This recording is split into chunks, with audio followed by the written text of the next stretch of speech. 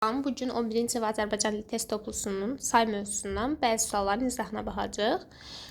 Deməli, bu qəribə hadisədən artıq xeyli keçmişdi cümləsində əsas nüqsələrindən hansı işlənməmişdi. Bu əvəzlikdir. Deməli, əvəzlik işlənibdir. Qəribə sifətdir. Deməli, sifət də işlənibdir. Hadisə isimdir. İsim işlənibdir. Artıq ədatdır. Həm də köməkçi nitq hissəsidir.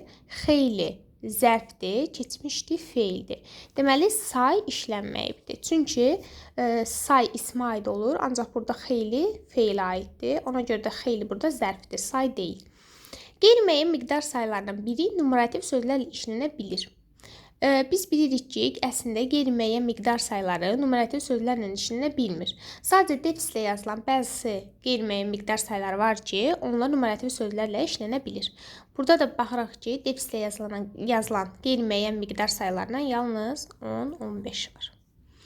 Hansı cümlədə say işlənmişdir? Əvvəldə qeyd etdiyim kimi, say ismə aid olur.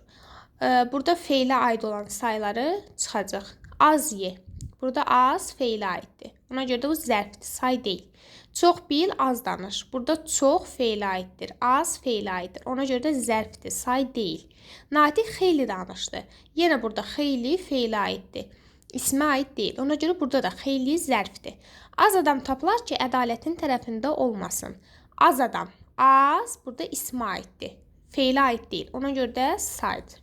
Doğru cavabımız D variantı. Y-də isə onlar birazdan yola düşəcəklər. Onlar burada əvəzlikdir.